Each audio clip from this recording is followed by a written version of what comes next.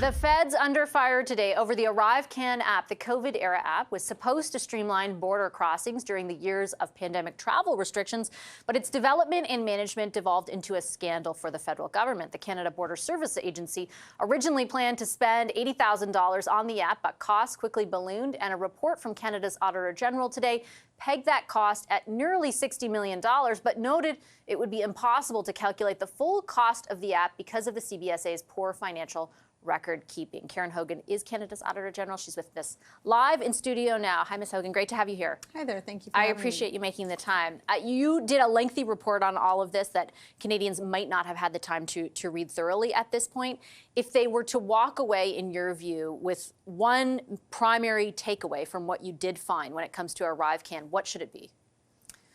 Well, for me, it would be just that the glaring disregard for what I would expect to be some of the most basic practices that you should see, whether it be around financial management controls, around project manager, and more importantly, around contracting in the public service. Things the public service normally does well, we just didn't see here. Why were those normal practices not adhered to? And is the quickness with which the pandemic dictated things a reason enough for that? So we heard that from many people that we spoke to, that we shouldn't forget that this was at the start of the pandemic. And I agree, when we put ourselves back to early 2020 and think about how difficult it was and how uncertain all those times were, the public service was then asked to step up and quickly react to support Canadians. And at the time, the Secretary of the Treasury Board gave the public service flexibility and said, you don't need to follow all of the rules and all the hoops you would normally jump through, but remember that you need to document why you made decisions to be able to be accountable to Canadians. And I don't think that an emergency is a reason to throw all the normal rules just out the window. How little documentation were you able to find? How little of a paper trail is there? So at times there was a good paper trail. There were some contracts that were really well documented and well done. And then there were other times where it was very thin and items you'd expect to see were missing. But it wasn't just about sort of the paper trail around the spend, but it goes down even more fundamentally to things like good project management. At the start of the pandemic, both the Canada Border Agency as well as the Public Health Agency didn't iron out who was going to be responsible for this. And in that sort of accountability void, good project management practices weren't used. So for example, there was no budget set up. So it's really hard to manage a project to a budget when you don't have a budget. So it wasn't just about financial, it was about other things too. We noted in the introduction that the cost estimates really ballooned over time. Were there periods during the development and the launch of this that bigger red flags should have been raised, or that the government should have said, hey, stuff isn't adding up here? Well, and it's difficult when you look at those project management practices that you would have expected. Someone should have oversight over this, but both agencies thought the other was going to set up that governance structure. And when no one has oversight, then some of those things sort of fall through the cracks that you would have expected to see. We did see some changes throughout the development of this. The Canada Border Services Agency was moving from non-competitive contracts to competitive contracts. But even there, we saw some instances that should not have happened. We saw a vendor involved in setting some of the specifications. And that shouldn't happen. It gives an advantage to a potential bidder that others just didn't have. Yeah, I want to make sure that this part is sort of in layman's terms, because I read it a few times as well. Essentially, one of the main contracts awarded in all of this, there's requirements that are set up in order to determine who should eventually be the winner of that kind of competition, if in fact a competition does occur. And one of the actual contractors was involved in developing those requirements, is what you found.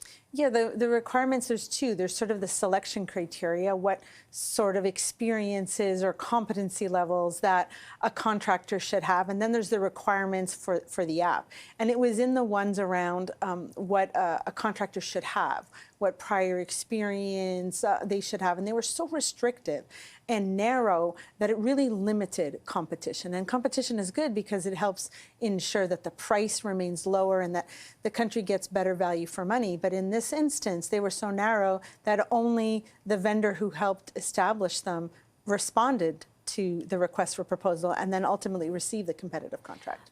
Have you been able to determine, and I know some of this is being investigated outside of your process as well, but like when it comes to motive. So for example, one of the other things that raised concerns for you was the fact that CBSA officials appeared to have a close relationship with certain contractors and they had not disclosed when they engaged in dinners or other activities. Like, I think Canadians at home would be like, is this just incompetence or is there something more at play here? And have you been able to come to a conclusion in that vein? So, your question's going along the lines of, was there something criminal here? And really the expert there is the RCMP. It is not my office. What I look at is the activities of the public service. And we just talked about one instance that I think shouldn't happen, where a vendor's involved in setting the requirements of the contract. So that limits competition and is not a good practice. But we also saw invitations from a few vendors to individuals in the branch that were responsible for developing and implementing the app. There's a code of conduct that the public service must follow. And that code of conduct said when you receive these invitations, whether you attend the events or not, you should inform your supervisor. And that's done so that mitigation measures could be in place to make sure that there isn't a real or a perceived conflict of interest, which then might result in bias when procurement decisions are made. Yeah, I wouldn't expect you to determine criminality, but I think it's that perception that I'm putting myself in the shoes of people who are hearing about this today, maybe for the first time or getting into the details. And it's I think that they're asking themselves, is this just a huge level of incompetence? That should also worry us, certainly going forward. Or is there something unethical going on? Well, it's a tough question to answer because there was so little documentation to support a lot of the decisions or some of these measures. Like the code of conduct reporting should have been done. Maybe it was done verbally, but there's nothing maintained in a file. And public servants are really held to a standard that is high in order to demonstrate that they're using due diligence when they make decisions, because we are ultimately using taxpayer money. And that accountability is just compromised and broken when so many of the basic rules are disregarded. Do you think that there needs to be, and this might be outside of your purview as well, but just based on the degree to which you understand everything that's gone on, does there need to be more accountability? And I ask that basically because there are a number of things that you point out in this report, for example, even the concerns you raised over those dinners and the lack of disclosure, that I guess I wonder if there needs to be more consequences in order for there to be deterrence going ahead. I know you've made specific recommendations about the processes that should unfold vis-a-vis what's happened here. The ministers have said we're going to, we agree with those, that we're going to implement them. But are there any consequences for, 60 million taxpayer dollars essentially being spent with zero accountability? I think here there's a few things going on. There are other investigations. For example, the Canada Border Service Agency has launched an internal investigation into the conduct of some employees and compliance with ethics. And we didn't double up on that work. That work takes a long time. We wouldn't have been able to release our report today if we had gone further. But we're going to closely watch that investigation and see what the outcome is. And if we feel that we need to go in and dig a little bit more, we might at that time. And then it's whether or not the RCMP it launches an investigation or expands it to include ArriveCan, because the referral was around other contracting matters. So. Okay, I'll have to leave it there, Ms. Hogan. Thank you very much for your time tonight. I appreciate it. Thank you.